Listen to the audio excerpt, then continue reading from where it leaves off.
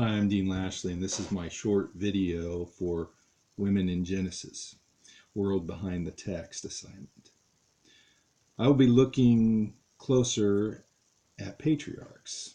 Now, this may seem like an odd in a class centered on women in Genesis, but patriarchs were certainly a part of the world behind the text. And I feel like they warrant a closer look because they directly impact the women we're studying. The Westminster Dictionary of Theological Terms defines patriarchs as significant ancient biblical leaders, including Abraham, Isaac, Jacob, and his 12 sons, who headed the 12 tribes. They are also perceived by New Testament writers as establishing the line through which Jesus came. It's hard to establish an era of patriarchs because of lack of evidence regarding their provenance and arrival in the land of Canaan.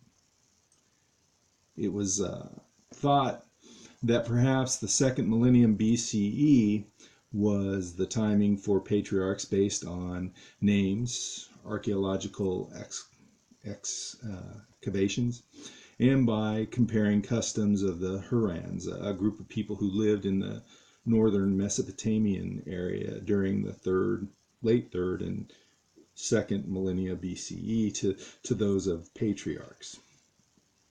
Other evidence points to the Middle Bronze II period and the Iron Age as being the timing, which makes the data inconclusive.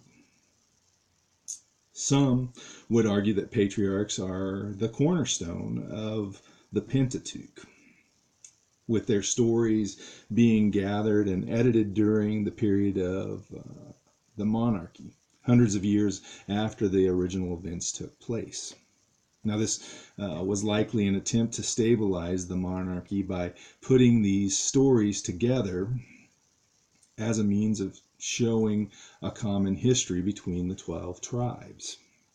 The narratives were designed to show early life of Israel as it was handed down through ancient songs, oral traditions, and poetry. It tells a history of how Israelites became a united nation, even with the differences between the 12 tribes. Genesis is arranged to show God being essential to the lives of patriarchs. This common ancestry helps the 12 tribes come together to live in one land, under one king, under one God. It's also thought by some that patriarchs likely worshipped several ancestral gods originally. For examples, given our the shield of Abraham, Genesis chapter 15, verse 1, the fear of Isaac, Genesis chapter 31, verse 42, and the bull of Jacob, Genesis chapter 49, verse 24. Also, the Israelites venerated other gods like El Elyon and El Roy, El Elam and El Shaddai. The El particle in the names of gods and humans suggests that the patriarchs, like the Canaanites, revered El as their supreme God. This concept of patriarchs worshiping several gods is challenging for modern readers, or for some modern readers, and is sometimes equated to the worldview of those who were writing down their understanding of the patriarchs in the book of Genesis. The stories of Genesis show how the patriarchs trusted God and believed in God's promises. And these promises consist of land, a vast amount of descendants, and a nationhood with military strength. The audience to which these stories are addressed heard them from the perspective of the community that itself represented the fulfillment of the patriarchal promises. The patriarchal, unwavering faith was in stark contrast to the behavior of later generations of Israelites who were repeatedly accused of abandoning their faith and rebelling against God. The patriarchs show how God fulfills God's promises in God's time. The lives of patriarchs demonstrate that although God's promises are unequivocal, the process for attaining them is not. Moreover, the lives of patriarchs show that God does not regard a promise as a divine handout, but as something the recipients of the promise must pursue in a way that is in consultation with God. So God condoned mistakes that patriarchs made while in pursuit of the promises made by God.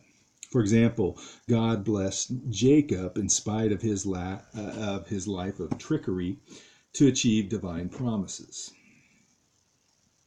This all gives a brief snapshot of patriarchs in the book of Genesis. To put this into some kind of context or perspective of how one might view this information with regards to women in Genesis, Imrod Fisher says we have to think about stories of Israel's origin in large part as a woman's narrative, as a story of women who never break down the patriarchal system in which they live, but with their powerful actions prick many holes in it, the patriarchal system.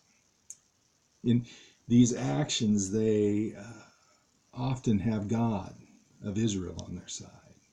Israel does not write the beginning of its history as legions of holy people.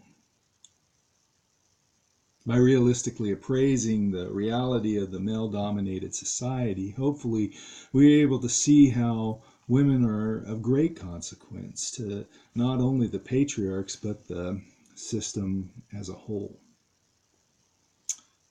Thank you.